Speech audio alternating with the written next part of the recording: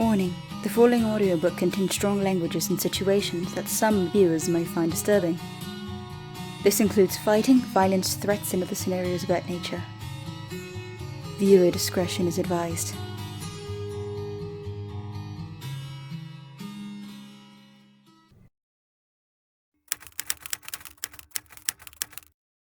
Chapter 1.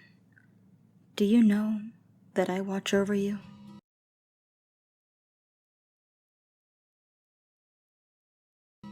There was a soft noise rustling through the thick curtains hung against the far window.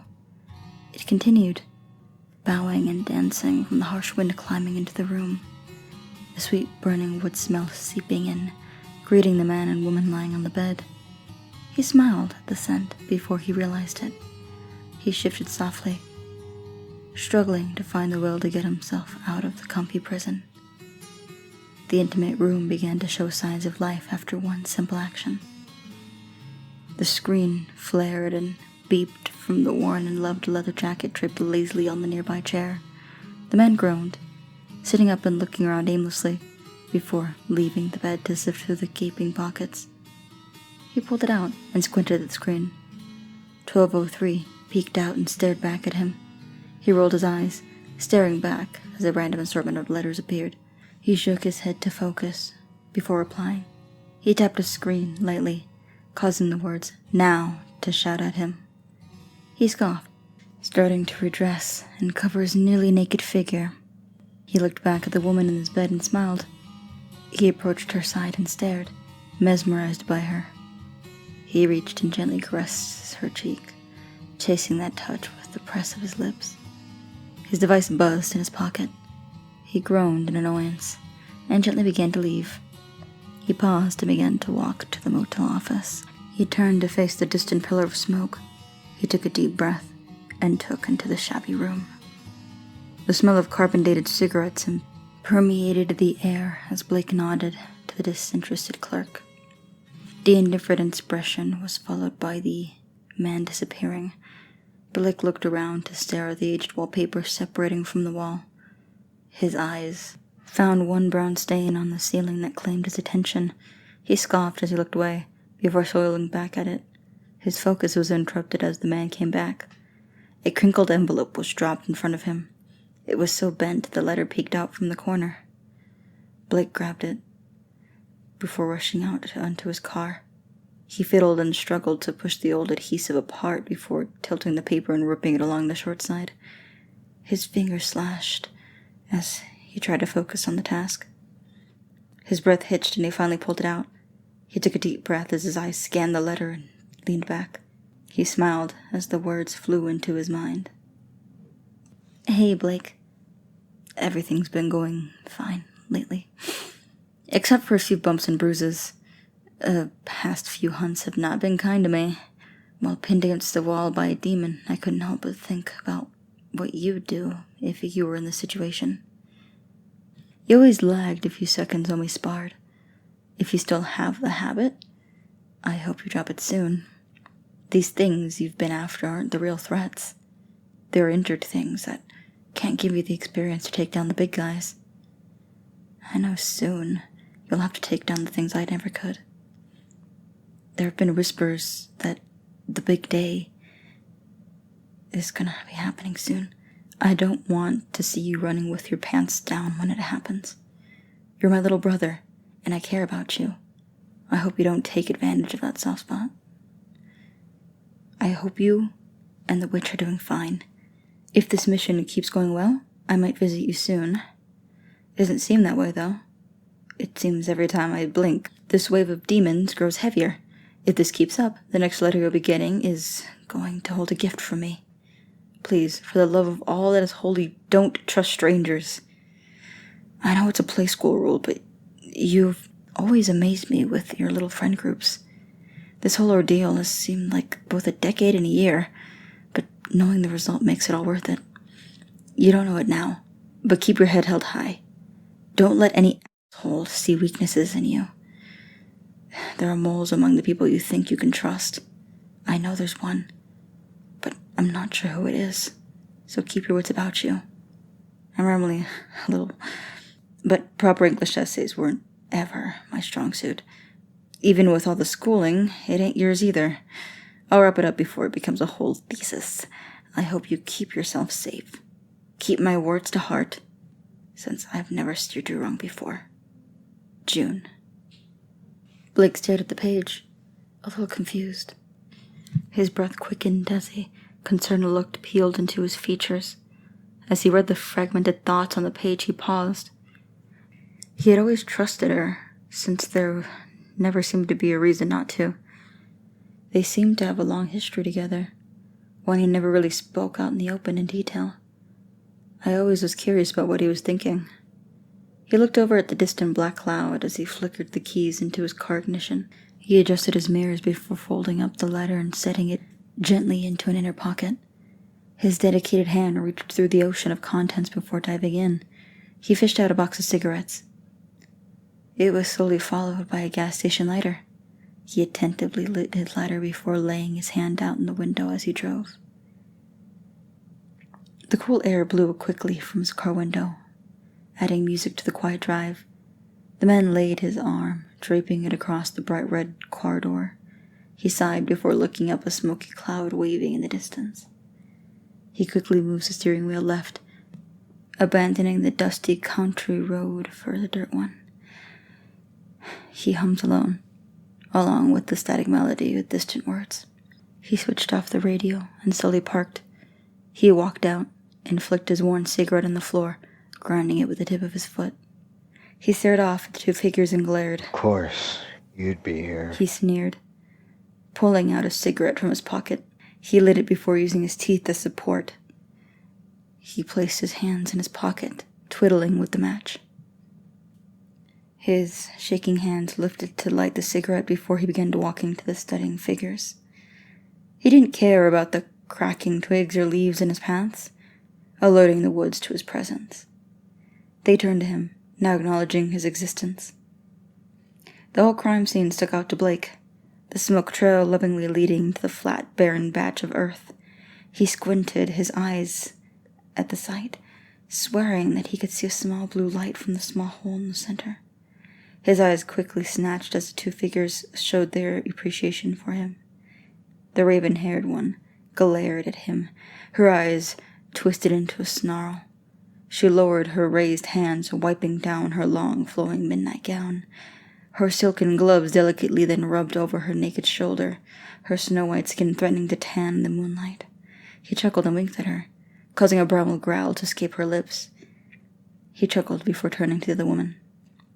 Her soft, flushed face housed innocent, caring eyes that stared at him with caution. He carefully approached her, causing her to flinch. She made a small noise, akin to a squeak, as he did. She held herself, her blonde curls nearly flooding over her shoulders. He cautiously moved her stray curl, adjusting it to its new home behind her ear. He smiled, trying to put the poor woman at ease. She became flustered in the response before holding out a few files. They all laid in a cheap card folder, its muted yellow now obscured by his calloused hands as he opened and looked over the thick cardstock. He sifts through them, gently peeking over at the nervous form. Calm down, Kino. I'm just reading, he said, before setting down the papers onto the ground. The pages began to attract the dirt around them subtly. He pushed them gently towards her, attempting to stop scaring the meek being. Kino bit her lip and nodded, picking it up as Blake walked away. So, when are we leaving? He casually said. Kinoshi looked close to exploding at this man, her teeth grinding at the thought of even breathing the same air as him. We are leaving soon to coordinate what happened. You go home. You're not fit to investigate. The other humans probably know you're here and will come soon. Kinoshi growled, rushing to shield Kino from Blake. He sighed and dusted himself off. You're worried about cops? I'm the one who can't teleport, he replied, looking around the curtain of trees surrounding them. This tiny little thing just looks like a small bonfire to everyone anyways. His lips quivered as Kinoshi continued her temper tantrum. The one sinful ocean of blocks slowly became pointed spikes, covering her face in a jagged forest. He never missed an opportunity to shatter her ego. You're starting to look a little rough around the edges there, Kinoshi. Need me to leave so you can put on that panting facade you put on every morning? He questioned. I found the bickering funny, but as the smoke surrounded something important, I joked less. Blake looked over at the throbbing light from the source of the smoke. Hey, was that doing that before? He continued. Kinoshi quickly shoved him away. You need to leave now. This doesn't concern humans like you. She began to rant. She continued to get into his face, her short stature puffed up to try and intimidate him. He patted her head and chuckled dismissively as she wound up her stance. The blonde woman reached out delicately towards the woman.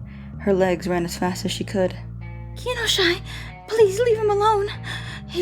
He's only human. He doesn't know what he's doing. The sunshine woman cried out desperately, hugging Kinoshi for dear life.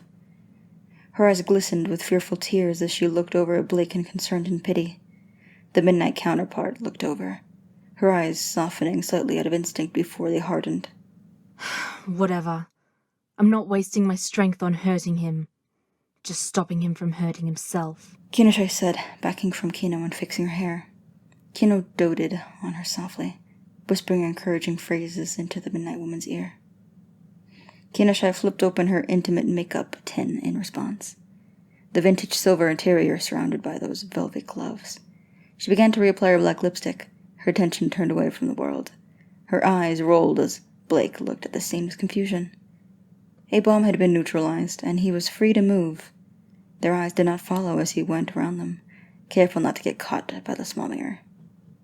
Every step threatened to betray him as he moved over several dead twigs and stones along the way. He was always a good thief, so he'd have no trouble pulling this off. His fingers shook with anticipation, waiting for the two women to finally notice his actions. After a few seconds, the next reaction came in flash. What are you doing? Kinoshi exclaimed as she rushed up to him again. Hey, I'm just getting a closer look, He said, back to the accusation.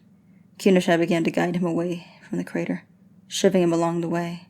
With every thrust of his body, he stumbled back. He caught himself with every step as the onslaught continued. Kino chased, yelling words of caution and being careful to the two. As his lower back hit his car, he grunted and finally spoke.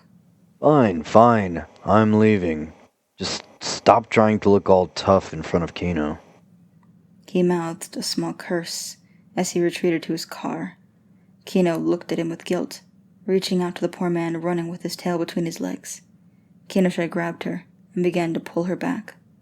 Stay away from him and focus on the task at hand. By the look of those cigarettes, he's putting himself into an early grave. The midnight-haired woman spat as he settled into his seats. Kino looked back occasionally, the pit never filling as she believed she failed Blake. Blake looked sullen in his dash, waiting patiently as he got out of the view of the two beings before he began to smirk. He sat back casually, pulling out a small fragment of the stone. Its intricate pattern is created by divots and paths of carved lines. Its crevices throbbed a faint blue color in his hands. Like to see Kinoshi work on this case without this doohickey. He sneered, tossing it in the back and starting to lazily reverse his car. Honestly, how long is it going to take to get it through your head that you have to be nice to get what you want? He leaned, twisting his stiff radio knob until music blared. He nodded his head in unison, letting the lyrics ride his lips, only escaping during the loudest parts. His enthusiasm was contagious, while the drive home seemed to now hold all the meaning in the world. His mind raced as he neared his familiar landmarks along the way, his calloused hands rubbing along the steering wheel. He looked over at the faded neon sign above the mainly empty lot. His smile widened into a soft, vulnerable one. He slipped back into the parking lot of the motel. Only a matter of time before I hear from the old gal. He chuckled to himself as his car halted. It had been a while since the two of them chatted. There may be thoughts of the two in his mind, though he may deny it. It was hard to fully grasp what he pondered, since there was so much he could hide. Only when he was passionate, with the emotions painted on his face. He flicked what was left of his cigarette out of the window. He leaned back and rolled the window down as he patted his pockets. His eyes widened before he slumped back into feet. He left his cigarettes in the woods. The pit of self-pity began to consume him before he popped open his glove compartment. He pulled out a small tin of mints before popping the rest in his mouth as he opened it. He stiffened, fighting through the minty spice. He held, clenching onto the leather seats tightly. He slowly smelled his breath and patted his cheeks. Come on, Blake. You have to stay strong, he said as he left his car. His left hand shook, approaching the motel door. His hands fumbled from the slight withdrawals he would begin to go through soon.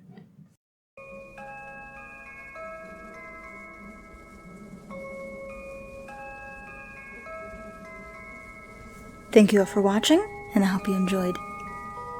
This will be an ongoing series that I hope to have posted out weekly, and I hope that you'll stay along for the ride. There will be some different events that might be happening in between that might help bridge the next books. I hope you'll all be there. I'd like to thank all the voice actors that helped me put this all together. Their links to their social medias and casting calls will be in the description. And I really hope that you check them out. They're honestly very amazing.